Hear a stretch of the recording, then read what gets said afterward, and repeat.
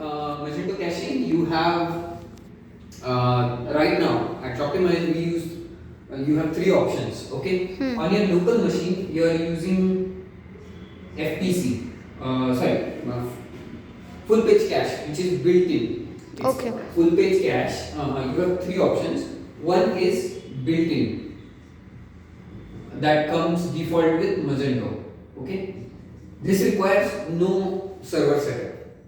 Okay, because you are maintaining your full page cache on file system in var page cache directory. Okay, so this happens in, this is stored in var page cache, not full page cache. Okay, so this is the directory. Okay, so this is built-in option. Okay. Second option you have is varnish. Okay, varnish requires setup. What setup do you require? The request needs to go through varnish, and Magento needs to know about varnish so that it can purge cache stored in varnish. So obviously Magento needs to know the IP of your varnish server. So you may have architecture like this. Magento, your varnish,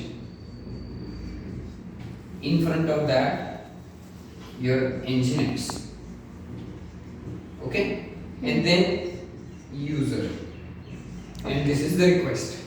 So the way this happens is when user request, when you hit the URL in browser, it goes to Nginx, and then Nginx forwards that request to varnish. Varnish, sir. And then varnish will either respond if it has the cache, or it will send the request to Magento. Okay, now why do you need Nginx? Because varnish doesn't understand HTTPS. Okay. It only understands HTTP. Okay. So what happens is your encrypted request comes to Nginx. Nginx will decrypt it, then forward it to varnish. Okay. And then varnish understands. Okay. Okay. And then third option we have is of course Fastly. Now to be honest, Fastly internally uses varnish. Okay. Okay. So the language and the principles remain fundamentally same. Same. The added benefit is varnish is also Fastly as a service is a paid service, and fundamentals remain same. Okay, and it's CDN. Okay, what is CDN will go on. We talk about it later. Okay, so essentially now we know the three options we have in from which Fastly and varnish pretty much similar working. Now, one thing that you need to understand about built-in cache and both, in fact, built-in cache and varnish is each page is associated with cache tags, and we'll come back to that later. Okay. But first, let's say something is stored in your varnish cache. Okay. Let's say your home page. Home page is stored in your varnish cache, and now you make changes through Magento backend. Okay, somehow Magento needs to be able to remove this page from the cache. So the changes will get reflect. Exactly. If that doesn't happen, then you can't basically the changes won't reflect. Yes, right? correct. Yeah. So now there are two options. There are two kinds of installation you can have when it comes to varnish. They may sit on the same server. Okay. Or this can be a different server and this can be a different server. Okay. Okay? If this is a different server, then Magento needs to know the IP of the varnish. Right. Okay? So that is something you need to remember. Now, why do you need to know this? If your changes are not reflecting and if cache flush is not working, then you should check whether Magento is able to make requests Request to varnish, right. It may happen that Magento is making requests to localhost. Okay. Huh. This is the default configuration. Okay, so if you have varnish on some another server, and if you just say cache flush, then what is going to happen is it's going to request The local. localhost, Right. but you don't have varnish on localhost. But localhost, if you have nginx, okay, and if nginx responds with 200, then cache flush will succeed. Okay. It will not generate any error messages. Okay. But at the same time, The your changes won't will not. reflect. Correct. Okay, so you need to know when you debug this, you need to know that Magento is able to contact varnish. The IP Right. should be correct. Now this setting can be found in app etc env.php, Okay. and the setting is listed under http underscore hosts. This is an array because you can have more than one varnish server, Okay. right? Okay. You can have, so this can also be in a configuration like this. So we'll talk about the similar option, and you'll know why this is an array. This is an array because you could also have something like this, Magento, and then you have varnish 1, varnish 2. Basically, Varnish. multiple servers. Yeah, Varnish. because maybe your traffic is so high, or the number of pages that you have are so high that you need multiple servers. Okay, and then you have nginx in front, which is load balancing. Okay, it's deciding depending on the load on which server. Okay, so this is about the in general configuration. Now this is for varnish. If you have simple built-in page cache, then the request will still go to Magento. Okay. But Magento, instead of building the whole page, will simply look into this directory, and if the cache exists, then it will respond. Okay. But this is not as good as varnish Varnish. because the whole PHP cycle is triggered. Okay, the processing maybe it requires less CPU, but again it's not as fast as varnish. Now, next important concept in caching is purging. Purging means how do you delete cache? Okay, how do you delete cache? That's very important. Now, if you think about it, you need to store cache, right? How does cache storage work?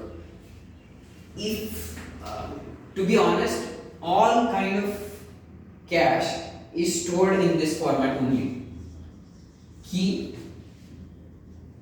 value. It's a key value object. Okay. Okay. Now this key value object, where key is a special key you have generated for the object. In this case, object would be your page. Okay. And then when you want to purge this, you need to know the key. Okay.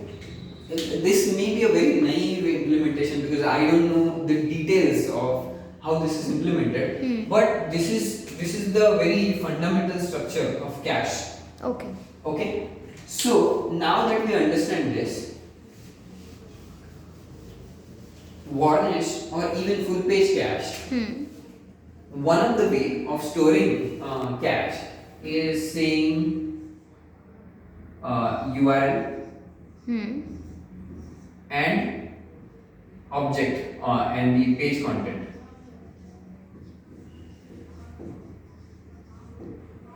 This is the basic structure. So this could be home page and the content of the home page, which is your HTML. Okay. Then you have PDP and then content of PDP. Okay. And then you have like thousands of such pages. Now there is a problem with this kind of structure. Okay. The problem is, let's say I save a product. Okay. I know the URL of the product, so I can just say, okay, varnish, purge the The cache content. of this particular URL. particular URL. हाँ, Let's correct. say home page. हाँ. Okay, and purge. Now in this case, this will work. Yeah. This will work. Correct. This becomes a problem. For example, if I make a change not to a product but a block. Okay. Okay. So then- particular section of a page, Exactly. not the whole page, or Yeah, that's a problem because, for example, if you take navigation, okay, navigation block is shared among all pages. Yes, correct. So, like in this case, what should I say? Should I say purge all URLs? In this case, yes, it may be relevant. It may be relevant because navigation literally exists on all pages. But what if it only exists on CMS pages, not navigation block? Let's say there is some promotion block, or let's say there is some kind of form, okay, which exists only on your CMS pages. Okay. Or I'll give you a different example. As I said, I have changed the product, so Right. I need to purge PDP of that product, right? Product details page. Yes. But I also need to purge all the listing pages, all the category pages where that product exists. Exists, right. Right? Now, at that time, this will become a problem, right? Right. Yes. So, essentially, this structure won't work. You need a very different structure where you're saying you're associating not just URL and page content, you are associating an array of tags Tags. with Okay. page content. Okay. Okay, not URL. This is a better structure. Like, what do I mean by tags? Okay, let's take example of a PLP. Okay, so for PLP, I can do something like this. Now, this is an array. Okay, this is an array. So I can say P_1, P_2, where this is P stands for product and 1 stands for the product ID. Okay. Okay, so I can say if product 1 changes, purge this. If product 2 changes, purge this. If product 3 changes, purge this. Okay. Similarly, of course, because this is a category page, I may also change something about the category. So I may say category, if category 1 changes, purge this. Okay. So now I am describing, now obviously this page also has navigation block, right? So, and every block has some ID. Yes. Blocks have identifier. Yes. So I may also say top underscore nav. Right? So this is the association of all the tags with a particular page content. Okay. Okay. Now, how will Magento tell Varnish to purge the content? The way Magento does this is Magento will send a purge request to Varnish with a very special header called X Magento tags, Okay. and this will be a long string. Okay. It will say, it can also say, if I just make a change to top nav, it will say, it will only contain this top underscore nav. Okay. Okay. If I make a change to category, it will only contain. So the way Magento has it is not just C. It says cat underscore 1.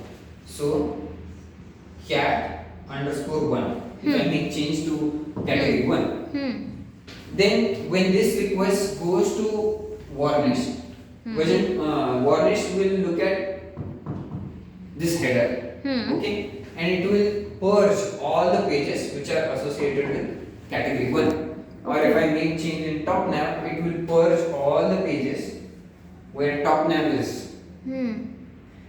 Now what I'm telling you is slightly inaccurate about top nav. Okay, so let's consider some other blocks. Top navigation is a very special case.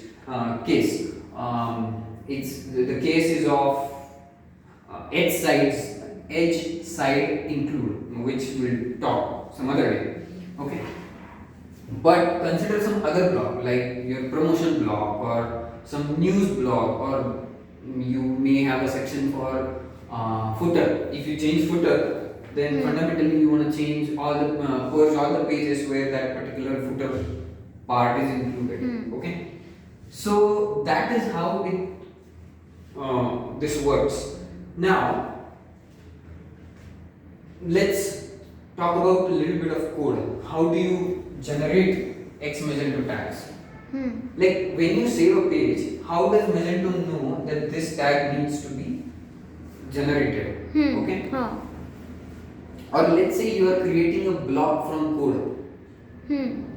Okay. Then when you change that, you know, right? Sometimes you can also create blocks which are fetching content from admin. Yes. Yes. Right? Yes. So, for example, product sliders. Yes. Right?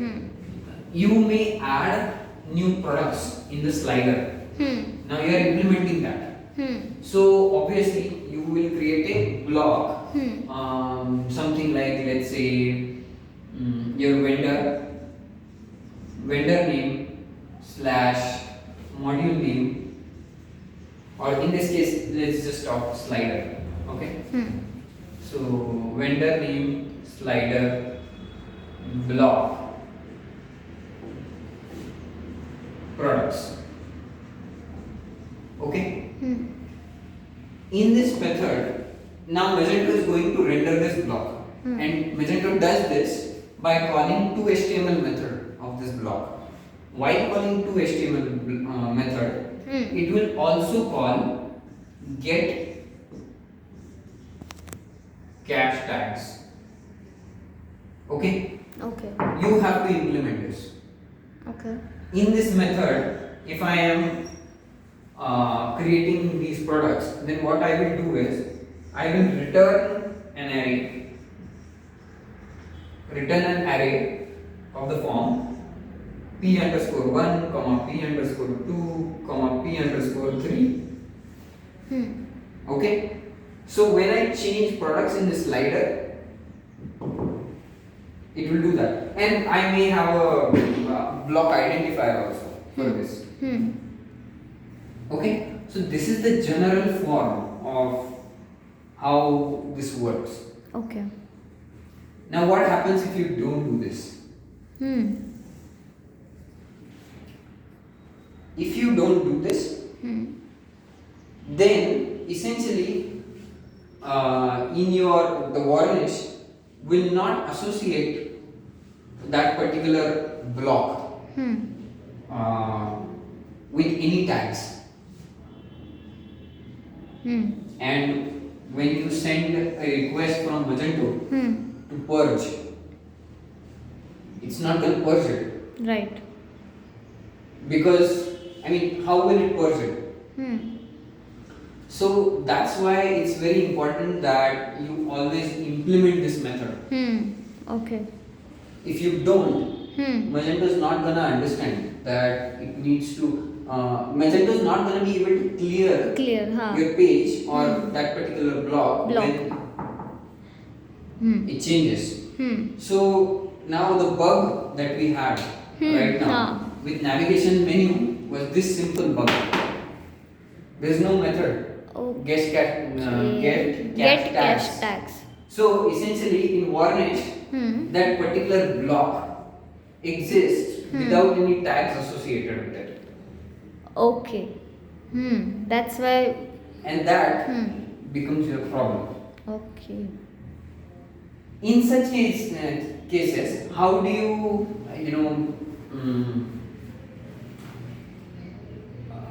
if you were a Varnish admin, had access to Varnish server, you could log into Varnish and say purge everything. Then your changes will be reflected. Right. But Magento can't talk to Varnish. Why? Because the way Magento BCL is implemented, when you send a purge request, when you send a HTTP purge request, it must have X Magento tag pattern header. Okay. Like which tags? You can't say purge everything. You have to say which tags. So this is very important that your block has this get cache tags. Get cache tags method. Right? Now, one of the questions I am exploring right now, which may be a problem, is our varnish server is in front of a lot of Magento instances, right? For example, on staging you have a lot of stores, Chambord and other stores, right?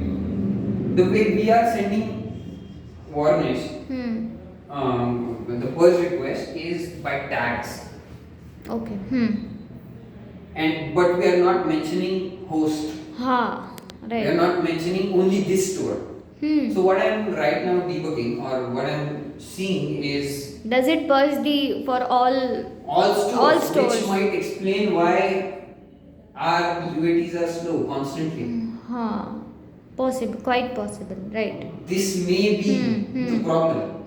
This may not be a problem on live, because on live we are using Fastly. Okay. And Fastly's implementation is very different. Okay. It also sends URL of the store. Okay. But here we are not sending the URL, exact URL. So That's why we may have our staging very slow. Okay. So broadly, the mega menu fix is. I think I should also talk about ESI, because otherwise it won't be that clear. Okay, what is ESI and why do you need it, right? Now you have your page, okay, and part of it is catalog top nav, okay. Now this exists almost on all pages, yes. right? Yes. So if you make any change to this, if you add a new category or add a new link, you will have to purge all your pages. Yes.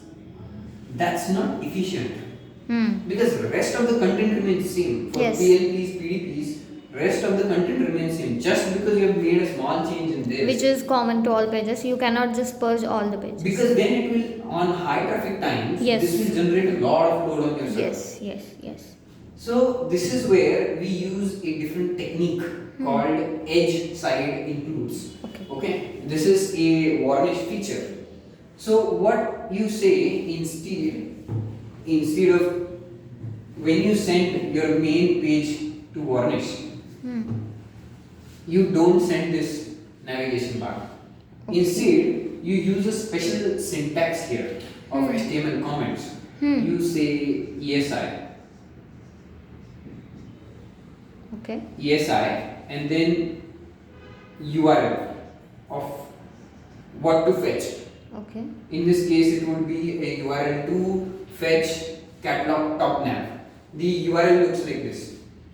Let's say you have a M24 store, then the URL will be http://m24.to/esi/render/block and then block ID. Block ID. Okay. Now this is a regular Magento route. Okay. Okay. This is the URL you'll put here. Okay. So what happens is varnish, when the request goes to varnish, varnish will look at this page. Okay. It will pass that page and it will say, oh, there is an ESI tag here. So let me fetch that block. Then it will go to Magento again and it will say, give me only mega menu. Give me only top menu. So what happens is this cache and this page cache are decoupled. Okay. So what happens is when you change this, only that block's cache will get burst. exactly, And not the whole page cache. exactly, because what Varnish is doing is every time you request for this page, it is taking this and this And this. putting it together. together. Now Varnish is not continuously making these requests. Okay. Because what Varnish will do is it will fetch the content, it will store it differently, and then when you request, it will compose them. Okay. Okay. Now you should also know that this block also has a time to live, which is 3600. Okay. So after 1 hour, this block will be auto refreshed. Okay. Now this is why Hmm.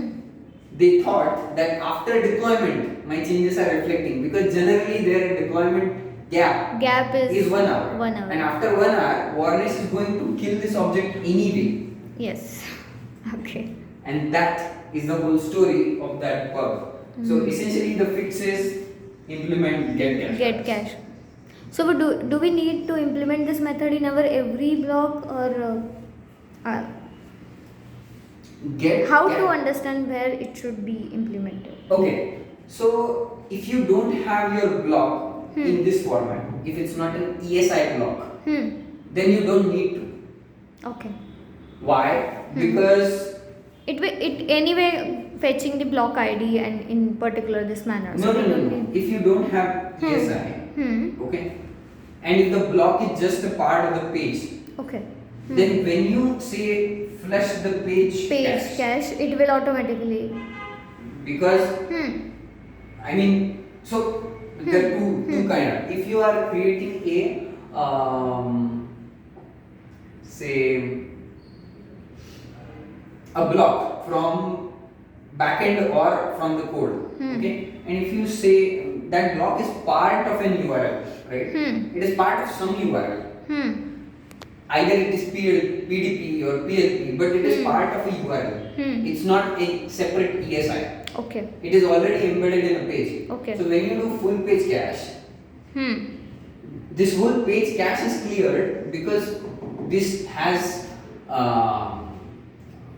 this already has cache tags associated with it. The page has that particular cache tags whole page has associated with it. that. So when you say when you send something like X Magento tags, it's clear. Right. In this case, what happened is, because this was an ESI render, the bug was in a ESI rendered block. Okay. What happened is we weren't sending any cache tags, and it wasn't associated with any page. It's a separate object in Varnish, Okay. and that's why it didn't work. Got it. Okay. Now, what is another way to introduce such a bug? Okay, apart from ESI. So when Magento renders a page, it tries to render all your blocks. Yes. Okay. So what it will do is it will collect cache tags from all blocks. Okay.